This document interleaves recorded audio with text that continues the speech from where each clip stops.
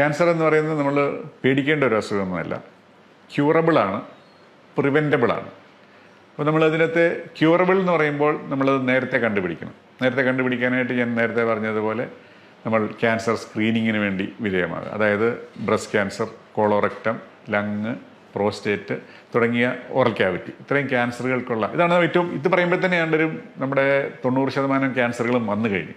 പിന്നെ rare cancers ഉണ്ടാവും, blood cancer എന്നൊക്കെ പറഞ്ഞ് ആൾക്കാർക്ക് പേടിയുണ്ട്. പക്ഷേ ബ്ലഡ് ക്യാൻസറൊക്കെ വളരെ കുറച്ചാണ്, വളരെ റെയറാണ്. നമ്മുടെ സിനിമയിൽ എല്ലാവർക്കും ബ്ലഡ് ക്യാൻസർ വരുന്നതുകൊണ്ടാണ് ഈ ബ്ലഡ് ക്യാൻസറിനെ എല്ലാവർക്കും ഭയങ്കര പേടി. പക്ഷേ വളരെ കുറച്ച് ആൾക്കാർക്ക് മാത്രം വരുന്ന ഒരു ക്യാൻസറാണ്. അപ്പോൾ ഞാൻ ഈ പറഞ്ഞ ക്യാൻസറുകളൊക്കെ നമുക്ക് ഈ സ്ക്രീനിങ് വഴി നേരത്തെ കണ്ടുപിടിക്കാം. അതുകൊണ്ട് നമ്മളിപ്പം ലൈഫ് സ്റ്റൈൽ ചേഞ്ച് ചെയ്യാൻ പറ്റത്തില്ലാത്ത ആൾക്കാരുണ്ടല്ലോ, നമ്മളിപ്പോൾ ഒരു പ്രായം കഴിഞ്ഞ് അവർക്ക് ഈ പറഞ്ഞ സ്ക്രീനിങ് പ്രോഗ്രാമിലേക്ക് പോകും.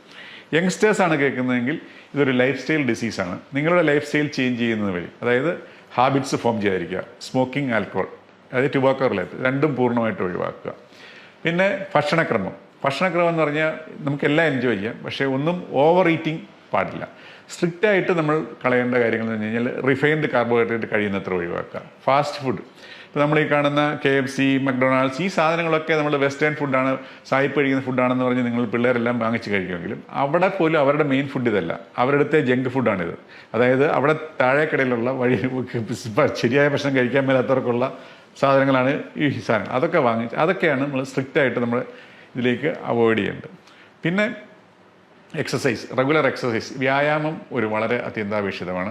നിങ്ങളുടെ വെയിറ്റ്, നമ്മുടെ ആ ഒരു ബോഡി മാസ് ഇൻഡെക്സ് എന്ന് പറഞ്ഞ ഒരു ഇതുണ്ട്, അതായത് നിങ്ങളുടെ ഒരു 18-നും 25-നും ഇടയ്ക്ക് നിലനിർത്തുക.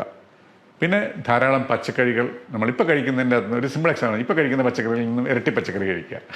അത് എളുപ്പമല്ല. പഴവർഗ്ഗങ്ങളും മിതമായ രീതിയിൽ കഴിക്കുക, കാരണം ഫ്രക്ടോസ് അധികം കഴിക്കുന്നത് നമുക്ക് നല്ലതല്ല. അത് പഴവർഗ്ഗങ്ങൾ കഴിക്കുമ്പോൾ അത് മുഴുവനായിട്ട് കഴിക്കുക. ജ്യൂസ് അടിച്ചും സ്മൂത്തി അടിച്ചും കുടിക്കാതിരിക്കുക. അത് ഇതിൻ്റെ ഗുണമല്ല, അത് ഇരട്ടി നെഗറ്റീവ് എഫക്റ്റാണ് വരുന്നത്.